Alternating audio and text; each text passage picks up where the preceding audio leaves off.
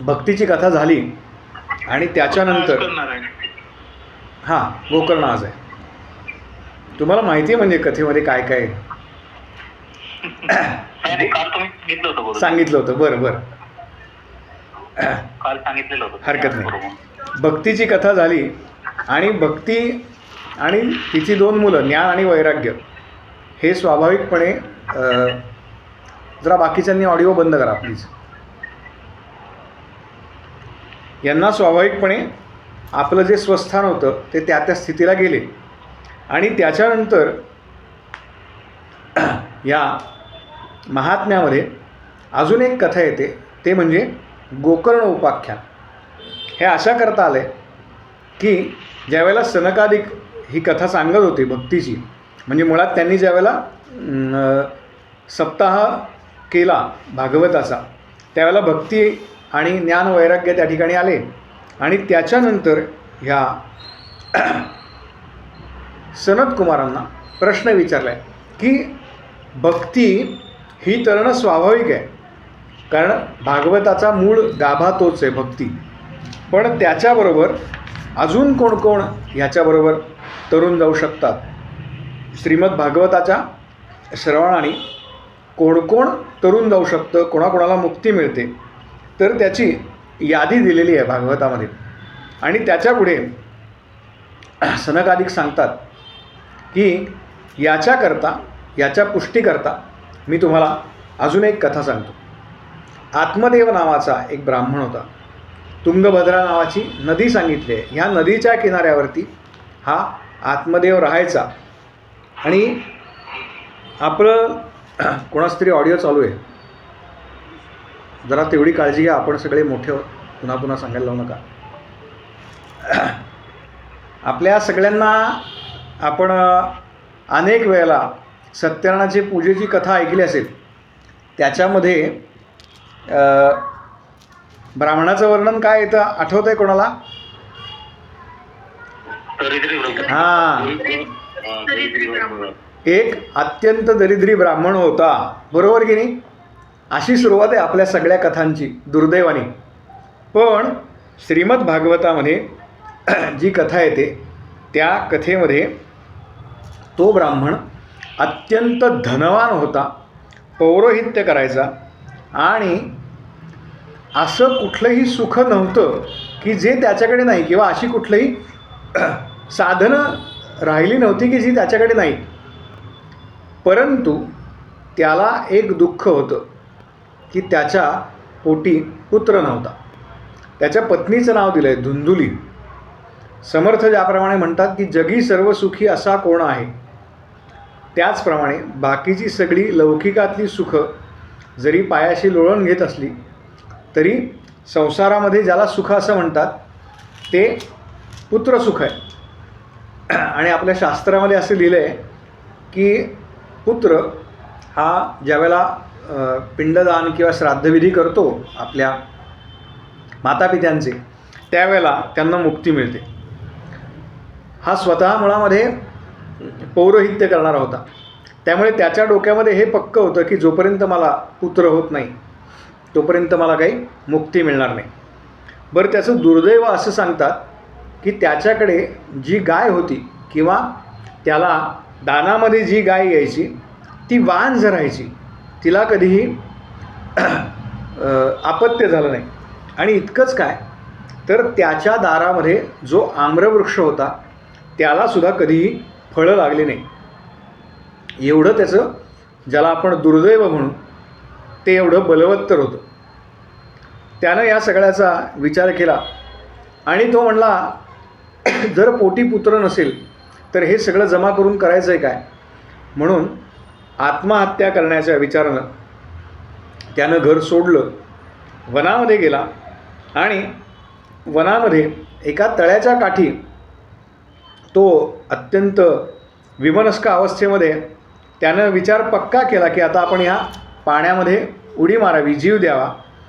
आणि हे करत असताना त्याला एका संन्यासानं, एका साधू पुरुषानं थांबवलं आणि त्याला सांगितलं की तू का जीव देतोयस. तेव्हा त्यांनी सगळी हकीकत सांगितली की मला पुत्र नाही आहे, माझ्याकडची गाय मांज आहे, माझ्या घरातल्या जो आम्रवृक्ष आहे त्याला आत्तापर्यंत कधी फळ लागलं नाही. तेव्हा ह्या सगळ्याला कंटाळून मी आता माझा देह समर्पण करतो आहे. तेव्हा त्या माणसाने, त्या संन्याशाने त्याला सांगितलं आत्मदेवाला, की आत्मदेवा, हा जो देह मिळाला आहे हा भगवंतांची भक्ती करण्याकरता मिळाला आहे.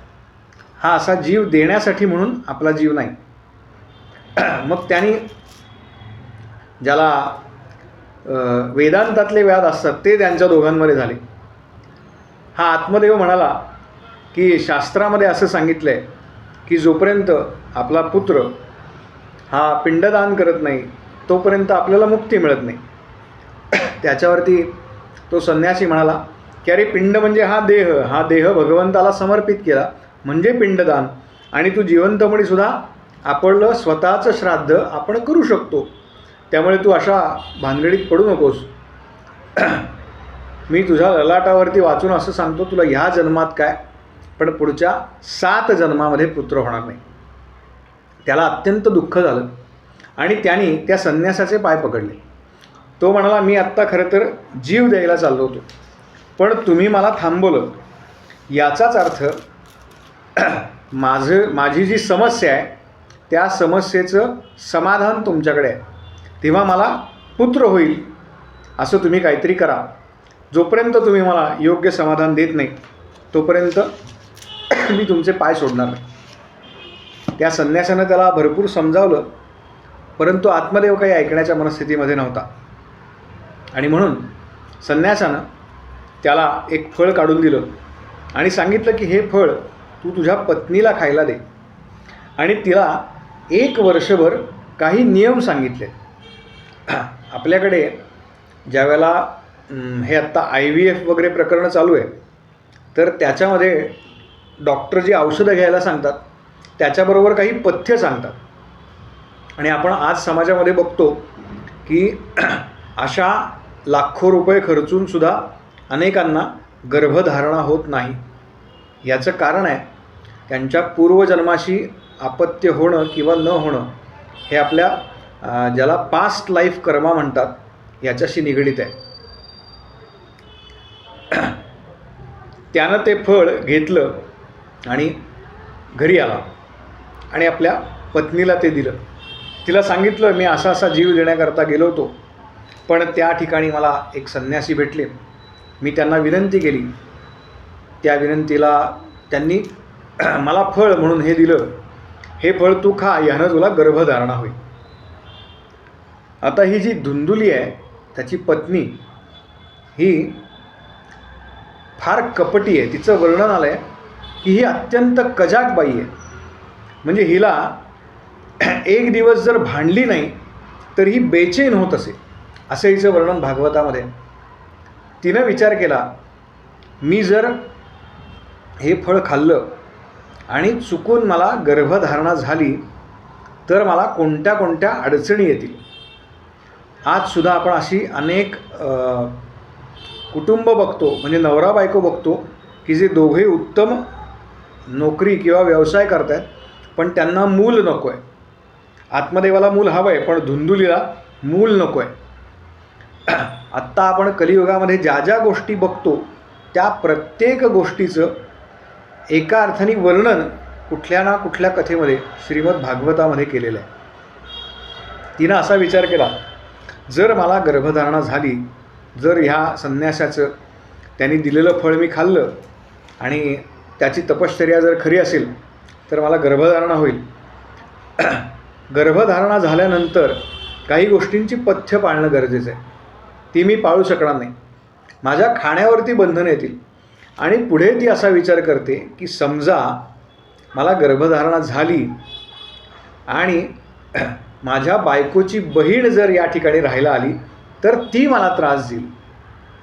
त्याच्या पुढे जाऊन ती म्हणते की समजा मला दिवस गेले, सगळे गर्भारपणाचे दिवस भरले, 9वा महिना 8वा महिना मला चालू आहे, आणि त्याच वेळेला नेमकी आपल्या गावावरती जर चोरांची धाड पडली तर ते मला मारतील, कारण मी पळू शकणार नाही. आणि ह्या कारणामुळे, अशी अनेक कारणं तिने सांगितली आहेत, ह्या अशा कारणांमुळे मला मूल नको. आणि असं म्हणतात की योगायोगानं त्याच वेळेला तिची बहीण तिच्याकडे आली होती. तिनं विचारलं, हे काय आहे? ती म्हणाली, माझ्या यजमानांनी फळ दिलं आहे, त्यांनी मला गर्भवती होईल, मी गर्भवती होईन, पण मला खरं तर हे मूल नको आहे. तेव्हा त्या धुंदुलीची बहीण म्हणते, तू एक काम कर, माझ्याकडे सध्या मी गर्भार आहे, माझं हे 10वं बाळंतपण आहे, मला आधी 9 पुत्र आहेत आणि आत्ता 10व्यांदा मी गर्भार आहे. तेव्हा तू एक काम कर, माझा गर्भ तू घे आणि त्याच्या बदल्यात मला भरपूर पैसे दे, कारण आमच्याकडे लोकसंख्या भरपूर आहे एका अर्थानं, पण खायची आबाळ आहे. आज जे आपण सरोगसी मदर किंवा हा सगळा हे सगळे शब्दप्रयोग ऐकतो, याचा उल्लेखसुद्धा भागवतामध्ये त्यावेळेला केलेला आहे. आणि ती म्हणाली, म्हणजे धुंदुली म्हणते, अगं पण हे ठीक आहे, पण मग या फळाचं काय करू? ती म्हणाली, या फळाचं आपण टेस्टिंग करूयात. म्हणजे ते फळ, त्या संन्यासाची शक्ती तेवढी आहे का नाही हे पाहण्यासाठी ते फळ आपण गाईला खायला घालू, कारण नाहीतरी म्हणाले तुझी गायसुद्धा वांझच आहे आणि तू तुझ्या यजमानांना सांग की मी ते फळ खाल्लं, भक्षण केलं. धुंदुलीनं आपल्या बहिणीच्या सांगण्याप्रमाणे ऐकलं, ते फळ गाईला खायला घातलं आणि ती गर्भारपणाचं नाटक करते. पोटावर ज्याप्रमाणे काही साडी बांधून किंवा उशी बांधून ती आपल्याला पोट वाढलं आहे असं दाखवलं. आत्मदेवाला आनंद झाला की आपण ज्याकरता हे सगळं केलं होतं ते त्याला फलं आलं म्हणून. यथाकाळ जसे दिवस पुढे गेले तशी ही धुंदुली म्हणाली की माझी ही पहिलीच वेळ आहे बाळंतपणाची, तेव्हा मी बाळंतपणा करता म्हणून माझ्या बहिणीच्या घरी जाते, कारण आपल्या घरी ते सगळं करायला कुणी नाही. नवऱ्याने आत्मदेवानी परवानगी दिली आणि ती बाळंतपणा करता म्हणून बहिणीच्या घरी गेली. यथाकाल बहिणीचा मुलगा घेतला आणि ती आपला पुत्र म्हणून त्याला घरी घेऊन आली. आणि बरोबर त्याच्यानंतर 1 महिन्याने त्या गाईलासुद्धा पुत्र झाला, पुरुष रूपामध्ये पुत्र झाला, म्हणजे मानवदेह त्या गाईतला प्रसवला. परंतु तो जो मानवदेह होता त्याचे कान हे गाईसारखे होते, त्यामुळे त्याचं नाव ठेवलं गोकर्ण आणि हा धुंदुलीचा मुलगा म्हणून याचं नाव ठेवलं धुंदुककारी. आता बघा, मुळात धुंदुककारी जो आहे तो या धुंदुलीच्या बहिणीचा 10वं अपत्य आहे. म्हणजे मुळात तो झाला आहे ते केवळ विषय उपभोग ह्या कृतीमधून झालेला आहे. संभोग केवळ त्या देहाचा ह्या कृतीतून झालेला आहे. त्याच्यामुळे त्याच्यावरती त्याच पद्धतीचे संस्कार जन्मापूर्वी होते. आणि हा जो गोकर्ण आहे तो एका ऋषींच्या तेजापासून झाला आहे, त्यामुळे तो अत्यंत तेजस्वी आणि अभ्यासामध्ये हुशार असं त्याचं वर्णन आहे. धुंदुककारी आणि गोकर्ण मोठे होत आहेत. आत्मदेवाला जेव्हा हे कळलं त्यावेळेला त्याला फार दुःख झालं, पण तो म्हणला हरकत नाही, एका अर्थाने बहिणीचा मुलगा असला तरी माझा म्हणूनच मी सांभाळीन. आणि त्याचबरोबर गोकर्णालासुद्धा त्यांनी स्वतःचा पुत्र या नात्याने सांभाळायला सुरुवात केली. हा धुंदुककारी आहे, त्याला कुठल्या विषयांमध्ये रुची होती हे सांगितलं आहे भागवतामध्ये. त्याचे खेळ काय होते तर हा गावातल्या लहान लहान मुलांना घेऊन जायचा नदीकाठी आणि त्यांना नदीत बुडवून मारायचा. विहिरीमध्ये एखाद्या लहान मुलाला म्हणजे अर्भकाला घेऊन जायचा आणि त्याला त्या विहिरीत बुडवून मारायचा. असे त्याचे खेळ घेतलेले. म्हणजे लहानपणापासूनच अत्यंत विकृत मनोवृत्तीचा हा असा धुंदुककारी होता. आणि गोकर्ण अत्यंत सात्विक आणि ज्याला तपश्चर्येने युक्त असा तो होता. स्वाभाविकपणे दोघेही मोठे होत होते. गोकर्णाने वेदविद्या शिकली, याला शिकवण्याचा प्रयत्न केला, पण हा कधी गुरुजींकडे गेलाच नाही. आणि मग हळूहळू जसे हे मोठे होत गेले तसे एक एक गोष्टी हा जो धुंदुककारी आहे हा स्वाभाविकपणे त्याच्या वेगळ्या संगतीला लागला. आणि गोकर्ण जो आहे हा अखंड कुठल्या ना कुठल्या तरी तीर्थयात्रेमध्ये असायचा. जसं धुंदुककारीची ताकद वाढली तसं त्याने आपल्या आईवडिलांना त्रास द्यायला सुरुवात केली. कधी आईला मारायचा, कधी वडिलांना मारायचा. एक दिवस गोकर्ण आला असता आत्मदेवानं त्याला विचारलं की बाबा रे, मला मूल नव्हतं तेव्हा मी अधिक सुखी होतो. मी किती सायासानी त्या संन्यासाचे पाय धरले आणि त्याला सांगितलं मला मूल द्या. त्यानंसुद्धा मला त्यावेळेला सावध करण्याचा प्रयत्न केला की तू अशी मागणी करू नकोस. परंतु मी पुत्राच्या मोहापायी आंधळा झालो होतो आणि म्हणून मी पुत्राची मागणी केली. तेव्हा आता मला यातून सुटण्याचा काहीतरी उपाय सांग. तेव्हा गोकर्णाने आत्मदेवाला असा उपदेश केला की बाबा तुम्ही आता या सगळ्या भानगडीत पडू नका. तुम्ही घराचा त्याग करा, वनामध्ये जा, भगवंतांचं चिंतन करा आणि हा देह भगवंतांना समर्पण करा. वडील निघून गेले म्हटल्यावरती हा जो धुंदुककारी होता त्याचं जास्त फावलं. त्यानं आईला मारायला सुरुवात केली, चोऱ्या करायचा गावामध्ये. आणि त्या सगळ्या त्रासाला कंटाळून त्याच्या आईनं घरामागची जी विहीर होती तिथे त्या विहिरीमध्ये उडी मारून जीव दिला. आणि आता हा धुंदुककारी वेश्यांच्या नादी लागला असा उल्लेख आहे. आणि त्यानं त्या 5 वेश्या आपल्या घरामध्ये आणून ठेवल्या आणि मग त्या वेश्यांचे लाड पुरवण्याकरता म्हणून हा गावामध्ये कुठे ना कुठेतरी चोरी करायचा, खून करायचा आणि त्या वेश्यांना ते धन आणून द्यायचं. एक दिवस झालं काय, या धुंदुककारीनं त्या गावाचा जो राजा होता त्या राजाच्या राजवाड्यामध्ये चोरी केली आणि ते धन या वेश्यांना आणून दिलं. वेश्यांनी ते धन पाहिलं, त्याला विचारलं की कुठे चोरी केलीस. मोठ्या प्रमाणावरती धन होतं. त्यानं सांगितलं मी राजवाड्यामध्ये चोरी केली. तेव्हा त्यांच्या असं लक्षात आलं की ज्या अर्थी यांनी राजवाड्यामध्ये चोरी केली तेव्हा हा कधी ना कधीतरी पकडला जाणार आणि हा एकदा पकडला गेला की आपल्याला सुद्धा राजा शिक्षा देईल. तेव्हा आपण याला मारून टाकूयात आणि हे धन घेऊन पसार होऊ. त्या सगळ्यांनी असा विचार केला आणि एका रात्री ह्या धुंदुककारीला सगळ्या वेश्यांनी मिळून मारण्याचा प्रयत्न केला. परंतु हा धुंदुककारी काही मारला गेला नाही. तो त्याची पापं इतकी वाढली होती किंवा इतकी पापं साठली होती त्याच्यामुळे याला लवकर मृत्यूसुद्धा येईना. आणि मग याला कसं मारलं आहे तर याच्या मुखामध्ये जळते निखारे कोंबले आणि मग ह्याचा गळा, ज्याला फाशी देतो आपण किंवा ज्या पद्धतीने अडकवतात तशा पद्धतीने याचं शरीर दोराला बांधलं आहे आणि त्याला मारलं आहे. आणि त्याच घरामध्ये जिथे हे सगळे राहत होते त्याच ठिकाणी एक मोठा खड्डा करून ह्या धुंदुककारीला इथे पुरलं आहे.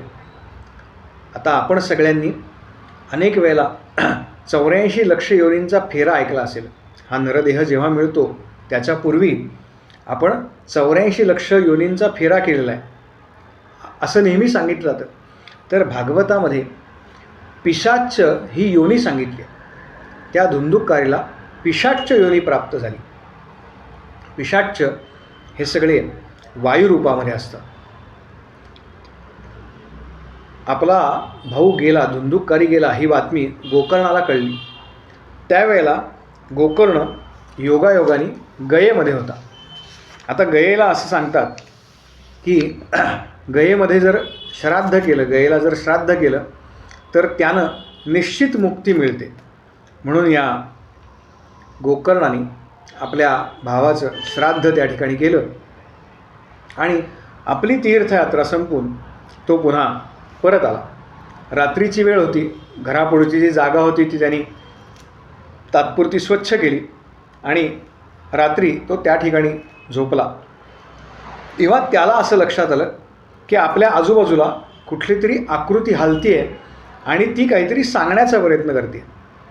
हे जे पिशाच्च योनी आहेत ह्यांना बोलता येत नाही. ते हावभाव करत होते. त्यांनी आधी भावाला घाबरवण्याचा प्रयत्न केला, पण त्याचा काही परिणाम झाला नाही. गोकर्णाला हे लक्षात आल्यावरती त्याने हातामध्ये जल घेतलं, ते अभिमंत्रित केलं आणि त्या पिशाच्यावरती शिंपडलं. त्यावेळेला मनुष्यवाणीने ते पिशाच्य बोलायला लागलं आणि त्यांनी सगळी हकीकत आपल्या भावाला सांगितली. आणि गोकर्णाला ते पिशाच्य म्हणलं की हे बंधो, माझ्या मुक्तीची तू काहीतरी व्यवस्था कर. त्यावेळेला गोकर्ण त्याला म्हणतो आहे की मी तुझ्या मुक्तीसाठी गयेला श्राद्ध केलं आहे. त्यावेळेला ते पिशाच्य म्हणलं, अरे तू एक श्राद्ध काय, 1000 श्राद्ध जरी केलीस तरीसुद्धा मी मुक्त होणार नाही, कारण माझी पापं तेवढी आहेत. एक गोष्ट आपण त्यातली सगळ्यांनी लक्षात ठेवली पाहिजे, ती म्हणजे ज्यावेळेला श्राद्ध कर्म केलं जातं त्यावेळेला आपल्या गोत्राचा उच्चार आहे आणि त्याचबरोबर आपल्या आधीच्या 3 पिढ्यांचा उच्चार होतो.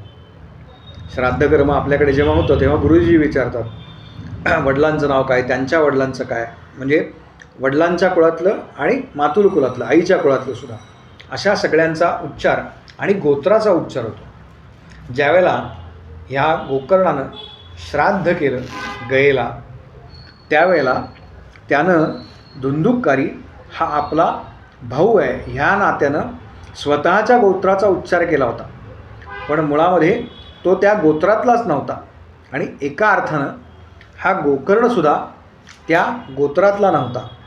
त्याच्यामुळे त्या पिशाच्याला मुक्ती मिळाली नाही. त्यानं बराच विचार केला. म्हणाला, मी उद्या सकाळी गावातले जे पंडित आहेत त्यांना विचारतो की तुझ्या मुक्तीसाठी काय करता येईल. दुसऱ्या दिवशी सकाळी गोकर्ण आला आहे गावात म्हटल्यावरती सगळे पंडित होते ते जमले. त्यानं सांगितलं की काल अशी अशी घटना घडली, तेव्हा त्याच्या मुक्तीसाठी मला तुम्ही काहीतरी सांगा. सगळेजण विचार करत आहेत की आता गयेला श्राद्ध करूनसुद्धा मुक्ती नाही, तर मग शास्त्रात असं वेगळं काही लिहिलेलं नाही. हा गोकर्ण जो आहे हा सूर्याचा उपासक आहे. त्याची ताकद एवढी आहे, गायत्रीचा उपासक आहे. त्याचं सामर्थ्य एवढं आहे, त्याची ताकद एवढी आहे की हा सूर्याचा रथ थांबवू शकतो. आणि म्हणून गोकर्णानं सूर्यनारायणांचा रथ थांबवला आहे आणि प्रत्यक्ष सूर्यनारायणांना विचारलं आहे. त्यांना सगळा घडलेला प्रकार सांगितला आणि त्यांना विचारलं की मी माझ्या भावाच्या मुक्तीसाठी काय करावं. त्यावेळेला प्रत्यक्ष सूर्यनारायणांनी सांगितलं की तू श्रीमद भागवताचा सप्ताह कर. भागवताच्या सप्ताह श्रवणानं पिशाच्य योनीमधून मुक्तता मिळेल तुझ्या भावाला. गोकर्णाने त्या सप्ताहाची तयारी केली. या सप्ताहाला कोणाकोणाला बोलवलं आहे त्याची मोठी यादी आहे आणि काय लिहावं, श्रीमद भागवताची पत्रिका कशी असावी हे सुद्धा भागवत या ग्रंथामध्ये दिलेलं आहे.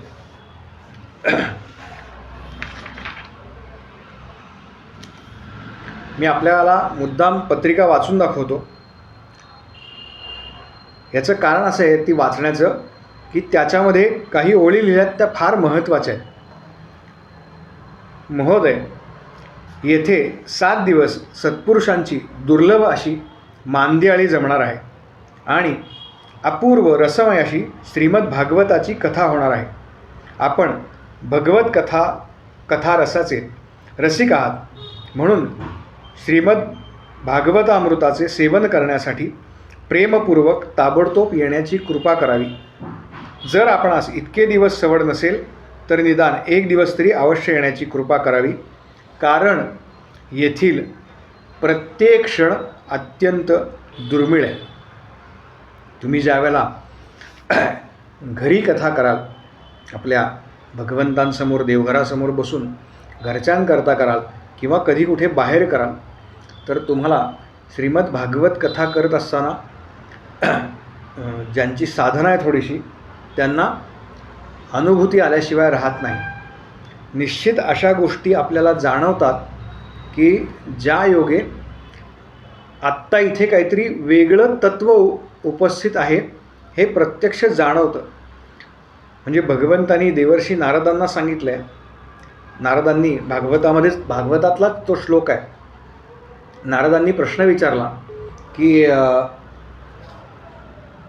भगवंता, हल्ली तुम्ही कुठे राहता? त्यावेळेला भगवंतांनी उत्तर दिलं आहे, नाहम वसामी वैकुंठे योगिनाम हृदये रवौ मद्भक्ता यत्र गायंती तत्र तिष्ठामी. नारद पत्रिका पुन्हा वाचून दाखव. बरं. महोदय, येथे 7 दिवस सत्पुरुषांना दुर्लभ अशी मांदियाळी जमणार आहे आणि अपूर्व रसमय अशी श्रीमद भागवताची कथा होणार आहे. आपण भगवत कथा रसाचे रसिक आहात, म्हणून श्रीमद भागवतामृताचे सेवन करण्यासाठी मी तुम्हाला 5 नंबर सांगेन, लिहून घेऊ नका. PDF पाठवतील नंतर सर. हो, पाठवेन. रेकॉर्डिंग पाठवणार आहात? हो, पाठवणार आहे. करतोय रेकॉर्डिंग, काळजी करू नका. मी सगळं दिलं आतापर्यंत. तुमच्यापेक्षा मला काळजी आहे, काळजी करू नका. काळजी नाही. हां. श्रीमद भागवतामृताचे सेवन करण्यासाठी प्रेमपूर्वक ताबडतोब येण्याची कृपा करावी. जर आपणास इतके दिवस सवड नसेल तर निदान 1 दिवस तरी अवश्य यावे, कारण येथील प्रत्येक क्षण अत्यंत दुर्मिळ आहे. अशा पद्धतीने श्रीमद भागवताची पत्रिका करावी. भागवताकरता काय काय तयारी करायची आहे ही सगळी ह्याच्यामध्ये दिलेली आहे.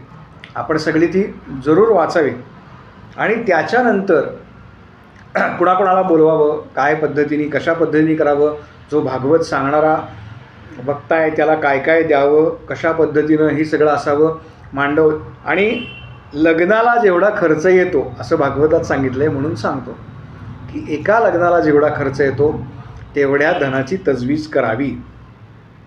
ओम नमो भगवते वासुदेवाय या महामंत्राचा अधिकाधिक जप दोघांनी, वक्त्यांनी आणि श्रोत्यांनी करावा. काय काय खावं, काय काय खाऊ नये ह्याची यादी दिली आहे. माझी आपल्याला नम्र विनंती आहे की ह्यातल्या जेवढ्या गोष्टी आपल्याला पाळणं शक्य आहे तेवढ्या गोष्टी पाळाव्या. याचं कारण असं आहे, जर मी असं ठरवलं की मी 1 वेळाच खाईन, म्हणजे संध्याकाळचं किंवा सकाळचं अन्न घेणार नाही, मी श्रवण करताना सुद्धा सांगतो आहे, श्रोत्यांकरता मी हे सांगतो. आणि कथा चालू असताना जर आपलं लक्ष कथेमध्ये न लागता भुकेकडे लागलं तर त्यानं भागवत श्रवणाचा काहीही फायदा नाही. वक्त्याला पण नियम आहेत, श्रोत्याला पण नियम आहेत, पण हे नियम पाळत असताना आपलं लक्ष कथेमध्ये न लागता जर आपल्याला लागलेल्या भुकेकडे लागलं तर ते नियम पाळण्याचा कोणताही उपयोग नाही. तेव्हा आपल्याला यातले जे नियम जमतील ते निश्चित पाळावेत. एक गोष्ट अगदी कटाक्षाने पाळा की किमान सप्ताहभर बाहेरचं काही खाऊ नका. एवढी गोष्टी तरी आपण निश्चित पाळावी, एवढी माझी विनंती. आणि त्याच्यानंतर ह्या गोकर्णानं श्रीमद भागवताचा सप्ताह प्रारंभ केला. आणि ज्यावेळेला त्यांनी श्रीमद भागवत सुरू केलं त्यावेळेला ते जे पिशाच्य आहे, त्याचा जो भाऊ आहे पिशाच्य योनीमधला, तो त्या ठिकाणी आलेला आहे, पण त्याला बसायला जागा नाही असा भागवतामध्ये उल्लेख आहे. एवढी गर्दी त्या ठिकाणी आहे. एक लक्षात घ्या, हे पिशाच्य जे आहेत ना हे सगळे वायुरूप आहेत, त्यामुळे हे बसू शकत नाहीत एका ठिकाणी. यांना कोणाचा तरी आधार लागतो. म्हणून भागवतामध्ये असा उल्लेख आहे की त्यानं एका 7 कांडी असलेल्या एका बांबूचा, एका वेळूचा आधार घेतला. त्याला एक छिद्र होतं आणि त्या छिद्रातून ते पिशाच्य त्या बांबूमध्ये आत प्रवेश करत झालं.